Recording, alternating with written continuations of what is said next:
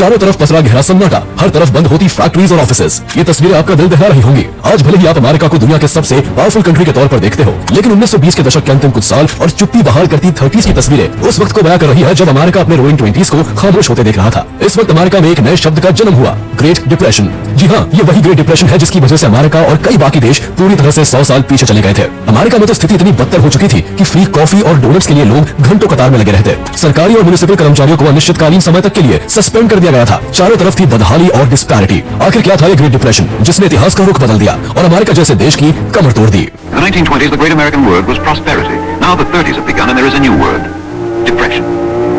What were the primary causes of the depression, as we called it? सन 1910 Britain दुनिया का super power था। आधी दुनिया पर यूरोप के ही कुछ देशों का राज था और अमेरिका लीडिंग इंडस्ट्रियल पावर बनकर उभर रही थी। सब सही चल रहा था और तभी 28 जुलाई 1914 को यूरोपियन देश ऑस्ट्रिया ने अपने राजकुमार की बोस्निया में हत्या का शक सर्बिया पर जताया और पड़ोसी देश सर्बिया पर अटैक कर दिया। सर्बिया ऑस्ट्रिया हंगरी से बहुत छोटा था, इसलिए युद्ध में उनकी ओर से लड़ने के लिए उसने रूस से मदद मांगी। रूस, जर्मनी, इटली जैसे देशों के इस युद्ध में शामिल होने के अपने निजी कारण थे और जिसमें एक देश के साथ दूसरे देश की संध्या भी शामिल थी। जब बड़े बड़े देश युद्ध में शामिल हुए तो उससे विश्व युद्ध की शुरुआत हो गई। जब सारा यूरोप इस युद्ध में शामिल हो गया तो वहाँ का प्रोडक्शन रुक जाने के कारण उनकी इकोनॉमी नीचे गिरने लगी, जिसका पूरी दुनिया पर असर पड़ा और यूरोप के गुलाम देशों को न चाहते हुए भी विश्व युद्ध में हिस्सा लेना पड़ा, जिसका असर उनके यहाँ की इकोनॉमी पर भी पड़ा। अब यूरोप को फूड मटेरियल्स एंड ग्रेन्स और हथियारों की जरूरत थी जो वो खुद नहीं बना पा रहे थे और इसी का फायदा उठाया अमेरिका ने खाना, सामान और हथियार अपने देश में बनाने शुरू किए और यूरोप में भेजने लगे। अमेरिका में नई नई फैक्ट्रीज खुलने लगी, लोगों के पास रोजगार आने लगा और देश की इकोनॉमी बढ़ने लगी। अमेरिका का टोटल एक्सपोर्ट जो 1913 में 2.4 बिलियन का था वो 1917 में 6.2 बिलियन का हो गया था।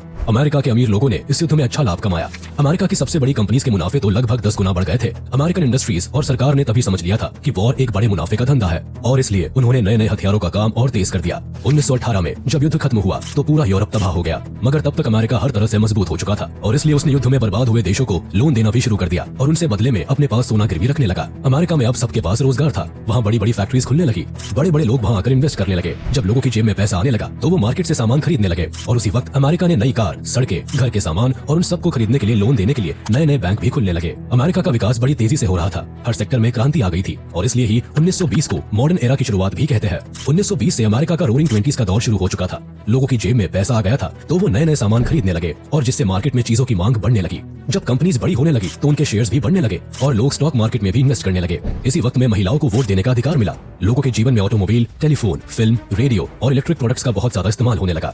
लोगों को सामान खरीदने और स्टॉक मार्केट में पैसा लगाने के लिए बैंक लोन देने लगे और जल्दी ही बैंक्स की संख्या भी बढ़ गई। 1929 आते आते अमेरिका में 17,583 स्टेट बैंक और 8,150 नेशनल बैंक खुल चुके थे और आज जो EMI सिस्टम है वो भी अमेरिका में उन्हीं दिनों शुरू हुआ था। साल 1923 में अमेरिका का शेयर मार्केट चढ़ना शुरू हुआ और चढ़ता ही चला गया। स्टॉक मार्केट हर साल पैसा डबल कर रहा था और इसलिए लोग ज्यादा से ज्यादा अपना पैसा उसमें लगाने लगे। लोग अपना घर गिरवी रखकर या बैंक और स्टॉक ब्रोकर से लोन लेकर भी उसमें पैसा लगाने लगे। सब सही चल रहा था, मगर 24 अक्टूबर 1929 को एक ही दिन में मार्केट में से लगभग $5 अरब का सफाया हो गया, जिसका कारण था ओवर प्रोडक्शन।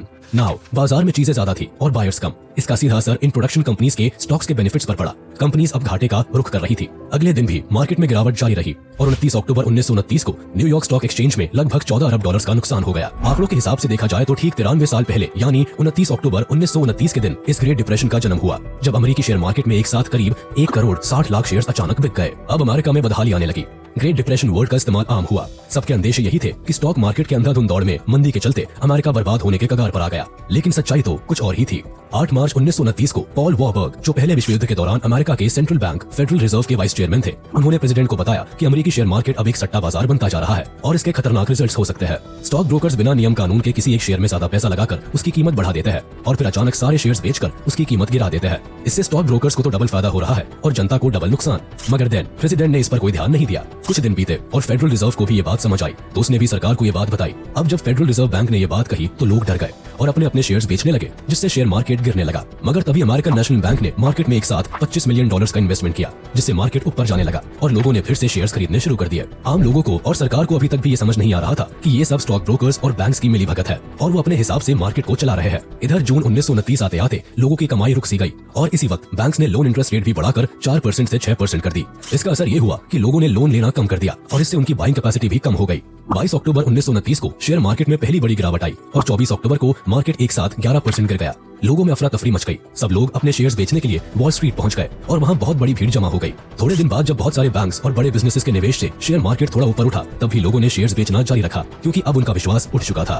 फिर अक्टूबर नवंबर 1929 के वक्त जब लोगों की इनकम कम होने लगी तो बैंक्स और स्टॉक ब्रोकर्स को डर लगने लगा कि लोग उनका लोन कैसे चुकाएंगे। इसलिए उन्होंने लोगों पर जल्दी से जल्दी लोन लौटाने का दबाव बनाना शुरू किया। कुछ लोग तो अपने शेयर्स बेचकर ये कर पा रहे थे, पर ज्यादातर लोग शेयर मार्केट में घाटे का सौदा ही कर रहे थे और इसलिए वो लोन नहीं चुका पाए। धीरे धीरे जब बैंक्स को उनका पैसा वापस नहीं मिला तो वो घाटे में जाने लगे और दिवालिया हो गए। ये देखकर जिन लोगों ने बैंक में पैसे जमा करवाए थे वो बैंक से अपने पैसे निकालने लगे, पर जब बैंक के पास पैसे थे ही नहीं तो वो देते क्या। अब लोन देने वाले लेने वालों के साथ साथ वो लोग भी बर्बाद हो गए जिन्होंने बैंक्स में अपने पैसे जमा करवा रखे थे। अमेरिका में अब ज्यादातर लोगों के पास पैसा था ही नहीं। अब जब लोगों के पास पैसा नहीं रहा तो वो कुछ भी खरीदने की हालत में नहीं थे और इसी का असर किसानों पर भी पड़ा। जब पहला विश्व युद्ध चल रहा था तो यूरोपियन कंट्रीज को अनाज की जरूरत थी। ऐसे वक्त पर अमेरिका के किसानों ने अपने प्रोडक्शन को बढ़ाने के लिए कई तरह के कदम उठाए, जैसे नई नई मशीनें लेना, जमीनें खरीदना और जमीनें किराए पर लेना। In this course of action किसानों को खूब मुनाफा भी हुआ और वो अमीर भी हुए। मगर जब युद्ध खत्म हुआ तो अनाज की मांग कम होने लगी, मगर किसानों ने प्रोडक्शन अभी भी जारी रखा क्योंकि अब लोग उनसे कम कीमत में अनाज खरीद रहे थे और किसान अपना खर्चा निकालने के लिए ज्यादा से ज्यादा अनाज बेचना चाह रहे थे। 1929 आते आते जब लोगों की जेब में पैसा खत्म होने लगा तो फिर किसान कैसे बच सकते थे और इसलिए वो भी अब सड़कों पर आ गए। एक तरफ प्रोडक्शन बढ़ रहा था और दूसरी तरफ बेरोजगारी में भी उतनी ही तेजी से बढ़ोतरी हो रही थी। बेरोजगारी बढ़ने से लोगों विशेषकर मजदूरों की कमाई में बहुत कमी आ गई।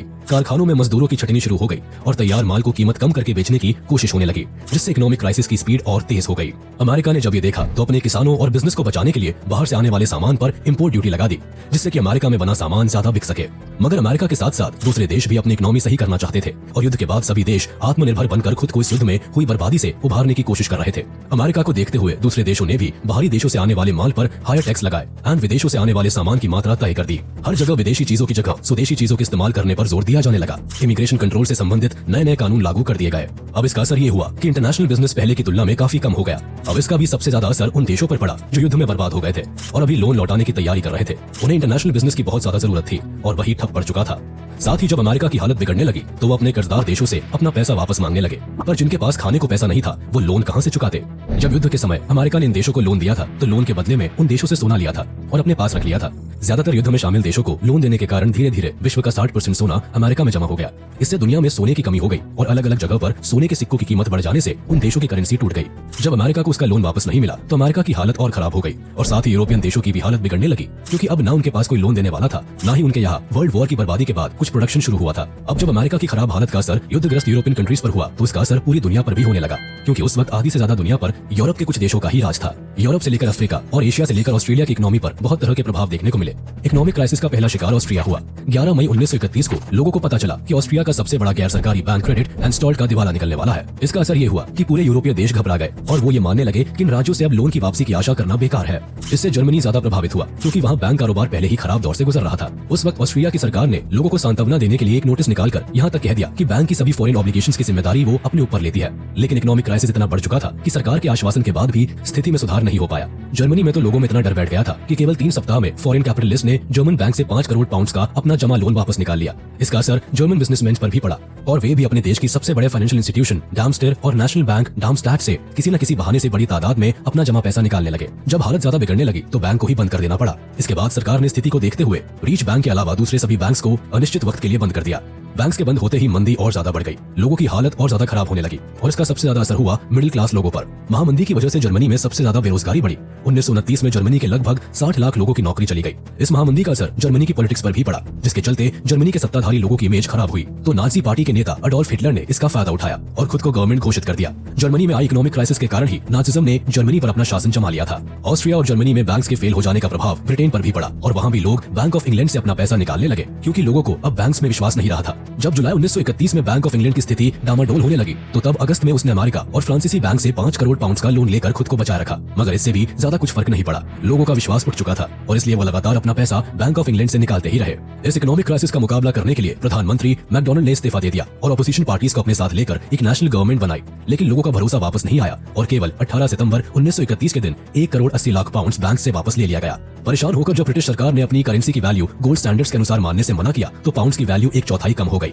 इससे इंग्लैंड को तो फायदा हुआ, लेकिन दूसरे यूरोपीय देशों पर ये उल्टा पड़ गया। वहाँ कीमतों में पहले ही गिरावट चल रही थी, इसके बाद अब और ज्यादा गिरावट आ गई। यूरोप के ज्यादातर स्टॉक एक्सचेंज बंद हो गए और कई और देशों ने भी गोल्ड स्टैंडर्ड को खत्म कर दिया। सिर्फ अमेरिका, फ्रांस, इटली जैसे कुछ देशों ने ही गोल्ड स्टैंडर्ड को बनाए रखा। अब यूरोप में पैसों की कमी के कारण फैक्ट्रीज और कारखाने बंद होने लगे। लोग बेरोजगार हो गए। लोगों ने अपना पेट भरने के लिए जमीन, घर और गाड़ियां बेचना शुरू कर दिया। अमेरिका में तो लोग सब कुछ बेचकर अपनी कार्स में रहने लगे और जिनके पास कार नहीं थी वो झोपड़ियां बनाकर गुजारा करने लगे। अमेरिका में जगह जगह पर ऐसी झोपड़ियां दिखने लगी और जिनको लोग हूवर विले कहते थे, क्योंकि उनका मानना था कि ये सब जो देश में हो रहा है और उनकी हालत खराब हुई है उसके जिम्मेदार प्रेसिडेंट हर्बर्ट हूवर ही है। अमेरिका की ज्यादातर जनता जब सड़कों पर आ चुकी थी, लोगों के पास रहने और खाने तक की सुविधा नहीं थी। खाने की कमी के कारण उन्हें कई संस्थानों और सरकार के द्वारा दिए जाने वाले फ्री सूप और ब्रेड पर अपना गुजारा करना पड़ता था। इसी वक्त 1931 में अमेरिका के बहुत सारे राज्यों में कई बार रेत के तूफान भी आए, जिससे खेती लायक जमीन पर रेत जमा हो गई और थोड़ी बहुत जो खेती होती थी वो भी बंद हो गई। लोगों को रोजी रोटी के लिए भी दर दर भटकना पड़ा और कई लोगों को अपने गाँव घर छोड़कर दूसरी जगहों पर जाना पड़ा। अमेरिका में मैन्युफैक्चरिंग में 45% और कंस्ट्रक्शन में 80% तक की भारी गिरावट आ गई, जिसके कारण इकोनॉमी पूरी तरह से हिल गई और अमेरिका में 1/4 लोगों को नौकरी से निकाल दिया गया। साल 1933 तक पूरे अमेरिका में बेरोजगारी की दर 25% से भी ज्यादा हो गई थी। रोरिंग 20s के दौर में अमेरिका के बैंक्स ने लोगों को बेहिसाब लोन दिया था। फिर ग्रेट डिप्रेशन के दौरान बैंक्स ने लोन वसूलने की कोशिश की, मगर लोग लोन चुकाने की हालत में नहीं थे और इसलिए 11,000 से भी ज्यादा बैंक्स को दिवालिया घोषित करना पड़ा। यह महामंदी का असर 10 सालों तक रहा और जिसके कारण पूरी दुनिया में गरीबी और भुखमरी एक अलग स्तर पर पहुंच गई। यानी 1932 और 33 तक दुनिया में महामंदी ने कहर ढा दिया था। ग्रेट डिप्रेशन अपने जोरों पर थी। सभी देश उससे उभरने की कोशिश भी कर रहे थे और मगर अमेरिका की हालत सबसे ज्यादा खराब थी। जब 1933 में सब लोग मंदी से परेशान थे तो लोगों ने सरकारों के खिलाफ आंदोलन करने शुरू किए। इसका असर ये हुआ कि जब 1933 में अमेरिका में इलेक्शंस हुए तो नए प्रेसिडेंट बने फ्रैंकलिन डेलानो रूजवेल्ट। उन्होंने प्रेसिडेंट बनते ही अमेरिका को इस मंदी से उभारने का काम शुरू कर दिया, जिसे न्यू डील प्रोग्राम कहा जाता है। इसमें उन्होंने बैंक्स, मार्केट और शेयर मार्केट के लिए नियम कानून बनाए, जैसे emergency banking bill, the Glass Steagall act, the farm credit act, the national industry recovery act, the truth in security act. ऐसे कई जरूरी बिल पास करके उन्होंने आम लोगों को भरोसा दिलाया कि अब वो बैंक में और शेयर मार्केट में पैसा लगा सकते हैं, क्योंकि अब वो सुरक्षित है। लोगों ने उन पर भरोसा दिखाया और जिनके पास पैसे थे उन्होंने बैंक्स और शेयर मार्केट्स में पैसा लगाना शुरू किया, जिससे शेयर मार्केट फिर से ऊपर उठने लगा। इसके अलावा अमेरिका को हर साल सूखे का सामना करना पड़ता था, जिसके लिए प्रेसिडेंट ने जगह जगह पेड़ लगाने का अभियान शुरू करवाया, जिसमें कई लोगों को रोजगार भी मिला। अमेरिका की गाड़ी धीरे धीरे पटरी पर आने लगी थी। अब बैंक शेयर मार्केट में इन्वेस्ट करने के लिए लोन नहीं देता था और दूसरे लोन भी पूरे कागज देखकर ही देता था, जिससे बैंक्स को नुकसान होने का डर कम हो गया। अमेरिका में फिर से काम चालू होने लगा और 1937 आते आते बेरोजगारी दर कम होकर 14.3% पर आ गई। ये सब चल ही रहा था कि यूरोप में दूसरा विश्व युद्ध शुरू हो गया और हुआ ये कि जब 1939 में दूसरा विश्व युद्ध हुआ तो यूरोप को हथियारों और दूसरे सामान की जरूरत पड़ी और इसी का फायदा उठाया अमेरिका ने। उसने अपनी बंद पड़ी फैक्ट्रीज फिर से चालू कर दी और नए नए आधुनिक हथियार बनाकर यूरोप को बेचना शुरू कर दिया। युद्ध के कारण दुनिया में फिर से अनाज की कमी हुई और अमेरिका के किसानों की हालत भी फिर से सुधरने लगी। बाद में 1941 में अमेरिका भी इस युद्ध में शामिल हुआ। जब दूसरा विश्व युद्ध खत्म हुआ तब तक अमेरिका फिर से मजबूत हो चुका था और उसके बाद उसने पीछे मुड़कर नहीं देखा। और जब अमेरिका मजबूत हुआ तो उसके साथ ही दुनिया से भी महामंदी धीरे धीरे खत्म होने लगी, क्योंकि महामंदी की शुरुआत भी अमेरिका से ही हुई थी। ग्रेट डिप्रेशन ने सिर्फ दुनिया का नुकसान ही नहीं किया बल्कि दुनिया को बदल कर रख दिया था। ग्रेट डिप्रेशन के चले जाने के बाद दुनिया में कई तरह के बदलाव आए। द सोवियत यूनियन एक कम्युनिस्ट देश था, जिसकी वजह से उसने खुद को पूरी तरह से कैपिटलिस्ट सिस्टम से काटकर अलग कर दिया था। सभी कैपिटलिस्ट देशों ने भी उनसे बिजनेसेस और संबंध खत्म कर लिया। इसका बहुत बड़ा फायदा मिला सोवियत यूनियन को, जिसके कारण वो ग्रेट डिप्रेशन के दौर से खुद को बचाने में कामयाब रहा। इस ग्रेट डिप्रेशन के चलते बड़े बड़े विपक्षी पार्टी के नेताओं ने सत्ता में बैठे नेताओं के खिलाफ ही प्रचार करना शुरू कर दिया कि आम लोगों की इस खराब हालत के जिम्मेदार पूरी तरह से उनके कैपिटलिस्ट नेता ही है। देखा जाए तो फेसिज्म को बढ़ावा देने का काम इस मंदी के दौरान ही किया गया। कई सारे देशों के बड़े बड़े दिग्गज नेता तो सत्ता में थे, उन्हें इस महामंदी की वजह से सत्ता से हटा दिया गया। जर्मनी में इस महामंदी की वजह से ही हिटलर ने सत्ता में अपनी बहुत अच्छी पकड़ बना ली थी। वहीं जापान में हिदेकी तोजो ने चीन में इलीगल तरीके से घुसपैठकर मैनचूरिया में खदानों का विकास ये कहकर किया कि इससे ग्रेट डिप्रेशन को काफी हद तक राहत मिल सकेगी। इस महामंदी के चलते लोग भूखे प्यासे दर बदर भटकने लगे, जिसकी वजह से लोगों के दिलों में नफरत पैदा हो गई और धीरे धीरे ये नफरत सेकंड वर्ल्ड वॉर के रूप में बदल गई। ग्रेट डिप्रेशन के दौरान लोग एक दूसरे के ही दुश्मन बन गए थे। धीरे धीरे जब महामंदी के चलते सेकंड वर्ल्ड वॉर की घोषणा हुई तब कई सारे देशों जैसे अमेरिका ने अपनी इकोनॉमी को मजबूत करने का सबसे अच्छा तरीका हथियार बनाना चुना। उन्होंने ऐसे ऐसे हथियार बनाए जिससे बहुत सारे देशों में हिंसा, सेना बल और ताकत को बढ़ावा मिला। इसी हथियार बनाने के कारण अमेरिका के कई सारे लोगों को नौकरियां भी मिली और वहाँ के डोमेस्टिक प्रोडक्शन में बहुत बड़ा बदलाव आया। इसी कारण से जल्द ही अमेरिका महामंदी के दौर से निकलने में कामयाब रहा और अमेरिका को देखने के बाद कई सारे देशों ने इसी रास्ते से भारी मुनाफा कमाना शुरू कर दिया। अमेरिका ने द्वितीय विश्व युद्ध के बाद मार्शल लॉ के नियम अनुसार अपने वेस्टर्न कंट्रीज को मजबूत बनाने की योजना चलाई। विश्व युद्ध से बर्बाद हुए देशों को रिकंस्ट्रक्शन करने के लिए अमेरिका ने अपना बहुत बड़ा योगदान दिया, लेकिन उनका असली मकसद कम्युनिज्म के फैलने को पूरी तरह से रोक देना था और कैपिटलिज्म को बढ़ाना था, ताकि अमेरिका उससे अपना बेनिफिट कर सके। इसके लिए अमेरिका ने यूरोपीय देशों को 17 अरब डॉलर्स की मदद दी और इसके बाद अमेरिका की ताकत धीरे धीरे बढ़ती चली गई, जिसको रोक पाना असंभव था।